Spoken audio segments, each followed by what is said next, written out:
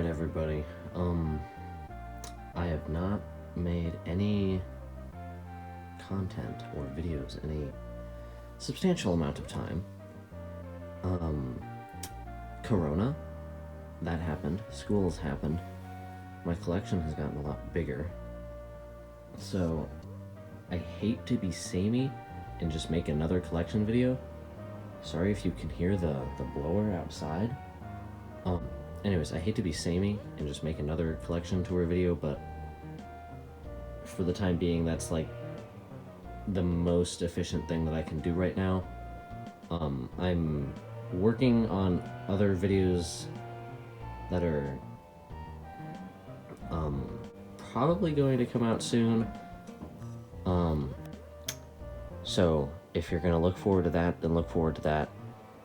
But yeah, so over quarantine, I've had a lot of time to build my collection. So even though this might seem very samey, and at least it does to me, there is a lot of new stuff here, so I'm excited for y'all to see it. So let us get started. Actually, wait, no. Before I get started, I just wanted to briefly mention, there have been a lot of people that have shown a lot of support for what I'm doing here, even though really what I'm doing here I don't consider to be anything serious, just a way of putting my mark out there. But yeah, so whether you're here just like as a friend of mine, or you're somebody who has somehow made their way through the maze of YouTube to my microscopic little channel, thank you for clicking on this video. That's pretty cool. Yeah, so thanks.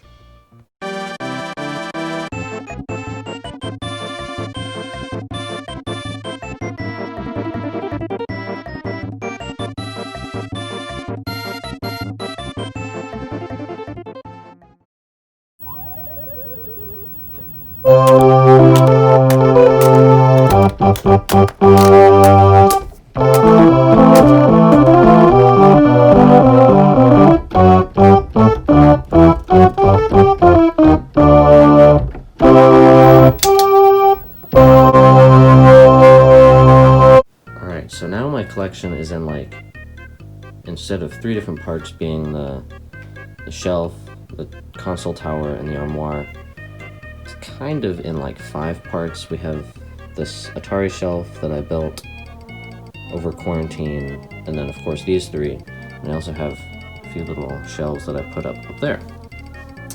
So I guess we'll just kind of do what I did last time and hand this way, although I suppose we should end at the armoire, so let's do that, starting with the Atari shelf. Alright, so this shelf I built with my dad over quarantine. It was a lot of fun. It's made out of just, what do you call it? Particle board, that's what it's called. With just laminate wood coverings. And if anybody cares enough, just send me a comment and I will give you like the dimensions of it and like all the schematics. It took a few weeks to make. It really wasn't that bad though. Hanging it was the scariest part, and even still when you're pulling games off the shelf, it kind of rocks a little bit, but that's just how a shelf like that is going to be.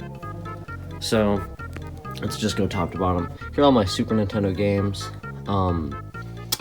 Big hitter recently has been Earthbound. Not super proud of that since I haven't even played it yet, but someday I really want to play it. Yes, it is. Okay, sorry about that weird cut. My camera ran out of storage. I was in the middle of saying, yes, this is an authentic Earthbound cartridge. I've opened it up, everything looks fine. The save battery has been replaced because, heck, I want to play it. I'm not gonna buy a game like that and not play it, which is pretty much what I'm doing. So, I have Super Metroid, my favorite game, and Earthbound, kinda there as a trophy, although I don't like saying that. Here are just some Famicom games. Donkey Kong 3. This is some text adventure, which I don't speak Japanese, so that's an issue. Double Dragon 2. I actually don't have this on NES, so it's good that I have it on Famicom, even though I very rarely play my Famicom because it doesn't work on my main TV.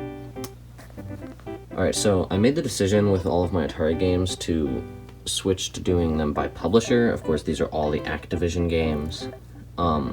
Just because I thought it looked better than having every single cartridge, excuse me, I don't have Corona, every single cartridge being like a different size, and it just makes it look a lot more uniform this way. And also you can notice like row 1 and 3 are all done rainbow order, which that pleases me. So we got all of the Activision games.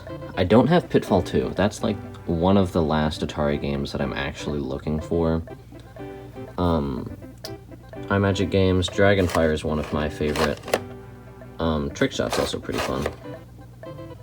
These are all of the 20th Century Fox games. This one is like kind of a rare game. It's one of the 4 Star Wars games. I have 3 of them here. I was up in Okoboji, Iowa at a game store, and they gave me a pretty good price on that, so thanks, lady. These are the Sega games. My Spy Hunter is horribly torn. Big Sega logo. I don't like these because they're a lot taller and thicker than Atari cartridges. Makes them hard to fit together with other cartridges. And then this starts just the picture label games. They're all just done up in rainbow order. Moving down, we have the silver label games. Excellent titles such as Pole Position and Joust is one of my favorites. Gotta have E.T., even though it's not a very good game. These are, what publisher is this? Telesis. Food, or Fast Food is a classic. It's actually pretty fun, I like it a lot. These are Panavision, Spectravision, that's what it is. Coleco games. Moving down, I have, what is that? That's 9 copies of Combat. I mean, you gotta have your Combat. I'm trying to get every single variant, and so far I have 1, because there's the picture label up there, 2, 3, 4, 5, 6 different variants. They're all very minor differences, but they are differences nonetheless. And it's Combat, you gotta have Combat. Rest of the text label games, just one of these weird Sesame Street games. These are, this is US games? No, this is Apollo games.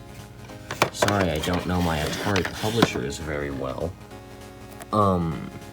Moving down, these are all the games that don't have labels. I just made them. There's another Combat. These games are annoying because they don't work on shelves, although Frogs and Flies is a great game, so is Tron Deadly Discs. Moving on, there's Turmoil, probably my favorite game on Atari. Some Sears games. Sneak and Peek is my least favorite game. It's horrible. Maybe I should do a video on that someday, because it is garbage. Worse than E.T. These games, you gotta have Mountain King. These are CBS Electronics games. 1 Epix game, 3 Red Label Atari games. And then I have my Intellivision games kind of just clumped over on this side. Gotta have at least 4 copies of Las Vegas Poker and Blackjack.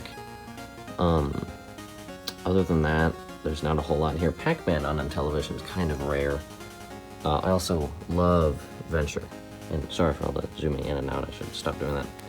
ColecoVision games, I don't have a lot. I got most of these in one big haul. I just realized I have 2 Donkey Kongs. 1 7800 game. Pole Position 2 was the packing game for 7800. So that's why, if you're wondering, that's why you see it most commonly. Atari 400/800 games. These are all except Jumpman Jr., which is my only Commodore 64 game.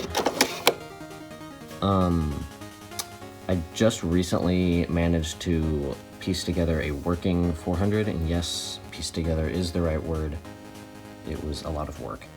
I got an Arcadia Supercharger with my cassette deck so that I can play Communist Mutants from Space, because what else would you play other than that? I know there's like Frogger, but like, come on, Communist Mutants from Space is where it's at. So that's pretty much the Atari shelf. Moving on from the Atari shelf, we have just the main shelf where I keep a lot of my games. I guess we will start at the top. Yes, I did finally get a Switch. Took me 3 years, but there it is.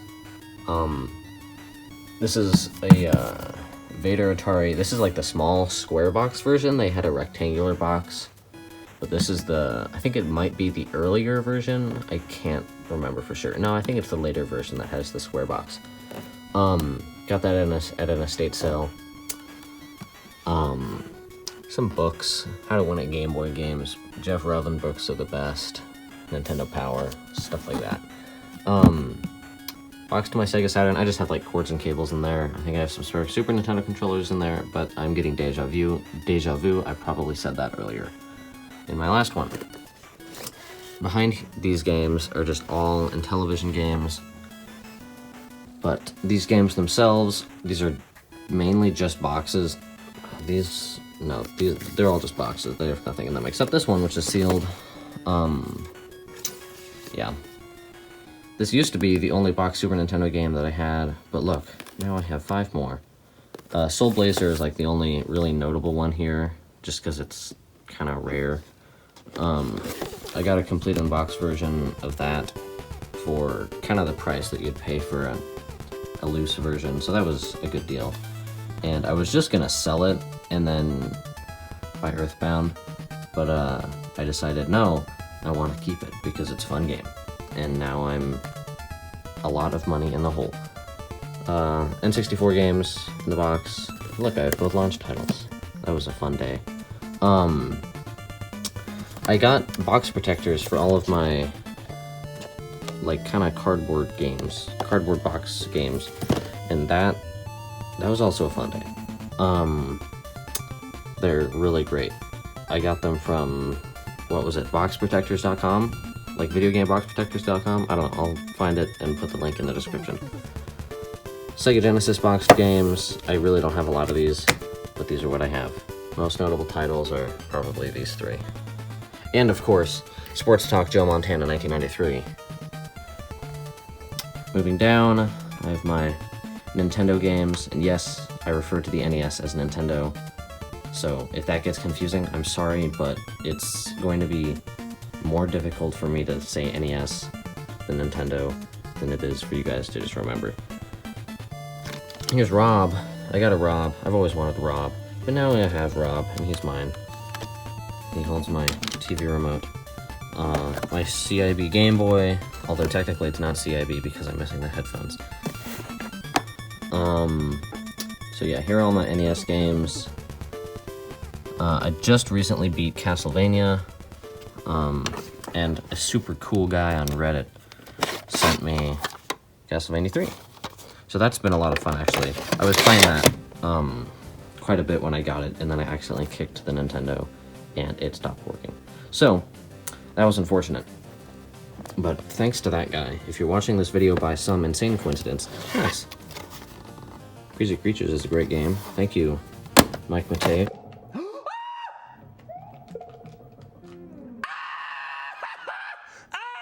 For telling us about that. I beat Crazy Creatures on, I think, medium difficulty the other day with a friend of mine. It actually wasn't the other day, it was like a year ago. Moving down, I have, this is more of a display than a storage shelf, but over here I have my, what is this, 8 Sega Master System games, most notably Wonder Boy 3, Alex Kidd Miracle World, and I actually really like Astro Warrior. That's a fun game. Also, Great Basketball has the Soviet national anthem, so it gets points for that. Game Boy games, these are all just done up in alphabetical order. Underrated game, but a really great game, is Quarth. It's like, I don't know how you describe it. It's like a puzzle game, but also a shooter. It's pretty great. If you have like $6 spare, you should check it out. Moving on, I have a completed box Famicom. I got that just as kind of a splurgy thing. I had some moolah, and I wanted a Famicom, so I used my moolah to get a Famicom. Makes sense, doesn't it? So, I got this. This is neat. I might post my video about this game. I might not. I probably will. I'll probably convince myself to do that. And it will make more sense when you watch the video. Yes, this was always torn. I did not tear this myself. I paid way too much money just for the box. But I'm happy I have it anyway. Same game, but on Famicom. I only paid like 25 bucks for this one, and I just think it's so cool. I love the old, wider Nintendo logo, and I just love this artwork, and I like it a lot. Y'all have seen Duck Hunt with the little tear right there, but that is my copy, and the tear is mine. Here's some of my Switch games. I'm really excited to play West of Loathing, although I haven't even opened it yet. Other than that, there's not a whole lot to say, although Wonder Boy the Dragon's Trap is a fantastic game, and y'all should play it. Here is like a CD holder full of random loose games. Here's a chip extractor for when you need to extract your chips from your Atari 400. Tape measure. TI-99 4A games, and behind here is the box to my Nintendo. I got this for $20 at an estate sale, or not at an estate sale, at a garage sale that one of my friends tipped me off to, so thank you to that person. You know who you are. You know what you've done. PlayStation 2 games. I still don't have a PlayStation 2, but I have more PlayStation 2 games. Really excited to play Katamari Damacy. GameCube games. I have some. I have Super Mario Sunshine, but that's being lent to a friend. And here is my jank copy of Super Smash Bros. I mean, it's a pretty cool game. It's got lots of guys. They're pretty great because you can do kill with them. Nintendo. Yeah, if it's not apparent to you, I don't have the official artwork. Here are some of my Wii games. Controversial, I know, but I do mix in my Wii and Wii U games just alphabetically.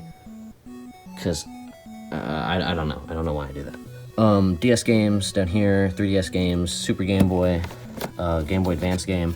My single Atari 5200 game, Kicks, another great game, but not on Atari 5200 or 400. Those versions are not as good as the Game Boy version. Boxed Atari games.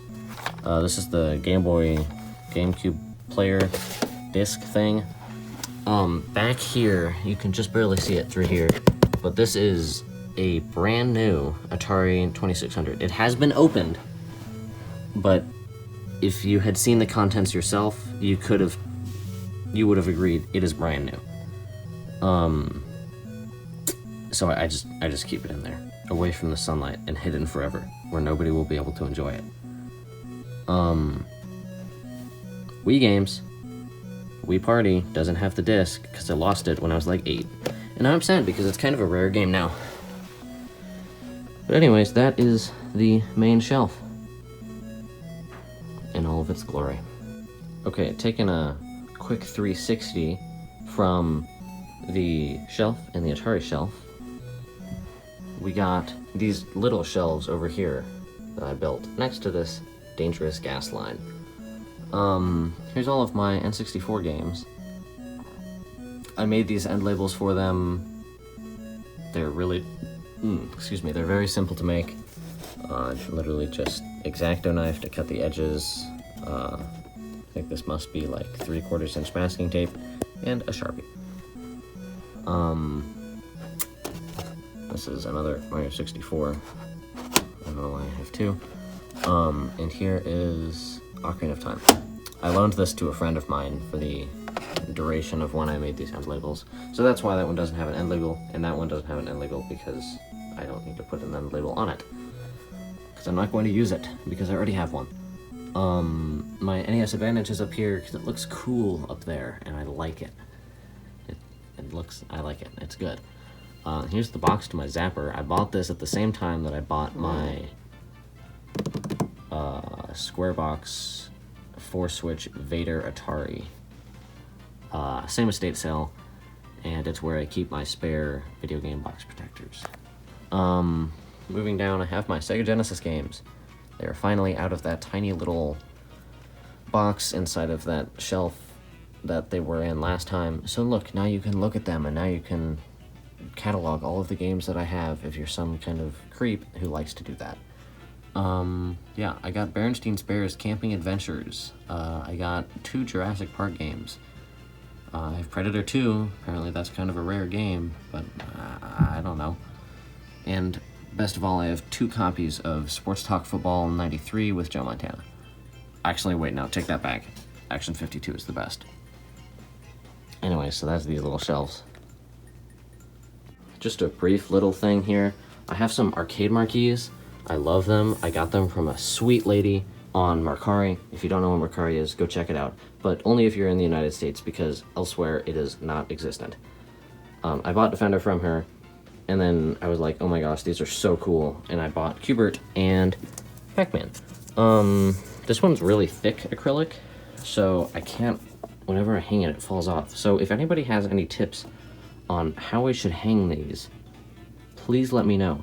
Also, you can kind of tell here, I fixed it with a very similar color piece of paper, but the command strips tore the paint off of my Pac-Man marquee, which was a horrifying experience. Anyways, they're just on the door to the storage room. And I guess from here we can just move on to the console tower. This is where I keep all of, or not all of, but a majority of my, what do you call it? It's the red, yellow, white cables, I don't know. Those consoles, the consoles that use those are here. Of course, you gotta have your complete in box ColecoVision expansion module, because, I mean, I don't know. But here's the biggie. Kevin Van Dam's Big Bass Challenge for the Wii by Zoo. Great game. Behind this masterpiece is where I switch between my consoles. A little inconvenient, but I mean, it's worth it for Kevin Van Dam's Big Bass Challenge. This is where I keep all of my disc games, like PlayStation 1 and Dreamcast, and I don't know, like Wii Sports maybe is in there, I don't know.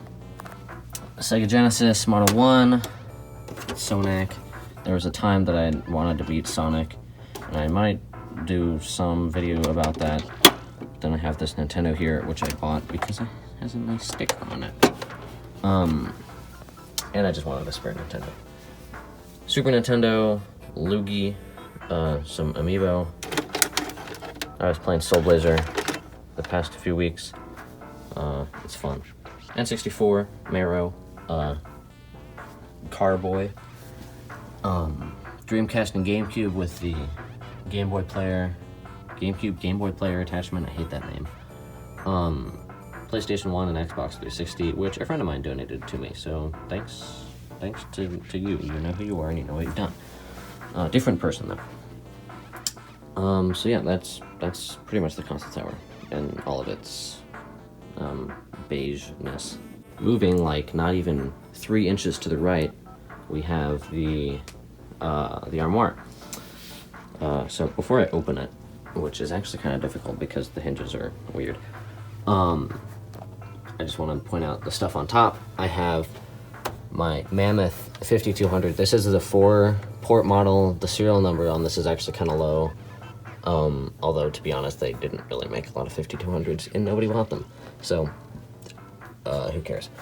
Here's my 7800 that, yes, had a hornet's nest in it. Might have been wasp's nest. I don't know. I switched the two out. They're synonymous in my mind. This is where I keep all my Game Boy Advance games. Commodore 64 box, power pad. Way up there, you probably can't see it, is a 4-switch Atari that's broken, and I've pulled so many parts from that, you wouldn't believe it.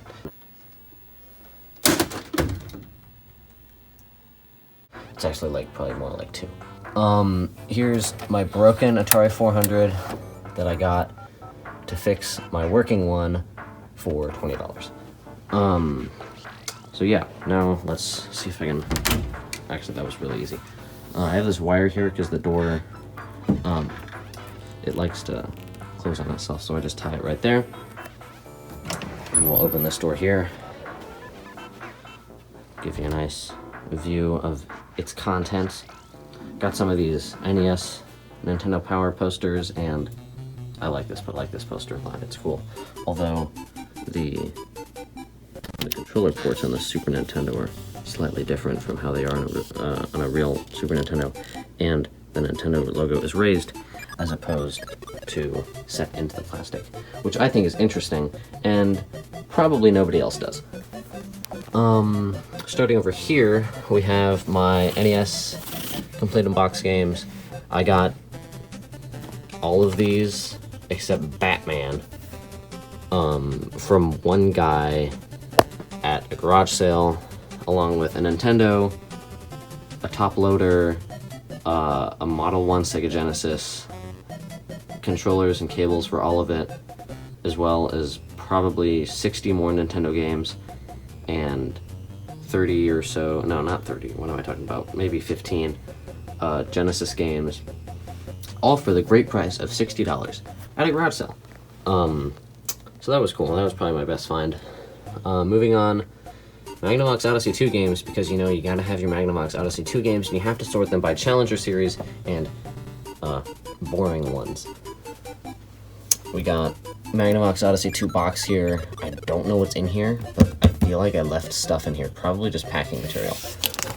Here is my complete box Mattel Electronics football, and an Arduino that my brother gave me. And I haven't had the time to experiment with that yet, although it seems like it would be fun. Moving on, this little tiny shelf here is just for me to put random spare consoles or consoles that I intentionally leave not plugged in. Here's a Genesis Model 1 with a really weird cover for the expansion port. If you have any idea why this is like this, please let me know. There's no electronics in it. It's literally just a differently shaped piece of plastic. Here's a pretty rare console. The Gemini, the Coleco Gemini. I remember this one has a low serial number, yeah, only 4,000. It plays Atari games. It's basically the ColecoVision expansion module number 1, except it doesn't rely on the ColecoVision's hardware to play games. So, all in all, it's just an Atari 2600, but not made by Atari. Here's my spare Super Nintendo. I tried to de-yellow this one by, there's like this new technique where you literally, all you do is just set it out in the sun, and that's supposed to de-yellow it. I tried that, and 2 hours later, I realized that it had been completely soaked by the sprinklers. That was bad. It didn't work, but I brought it back to life. Genesis Model 2. PlayStation, this one doesn't work, has a bad laser. And I keep all of the receipts for when I buy physical games in here. Or games in person, not physical games. I always buy physical games. Here's my TV. Hey, y'all. It's a Hitachi. It's old. And I like it. Although sometimes in this corner when there's a lot of blue on screen, it turns pink. But I don't really care. Here's my 6-switch Atari.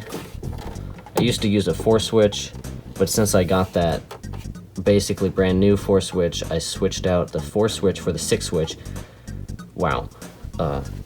Try saying that 5 times fast. Here's where I keep all of like my coax video switchers and power stuff. And then moving down, I have these shelves that I made out of particle board and random pieces of wood that I found in the basement. Here's my Wii Mini.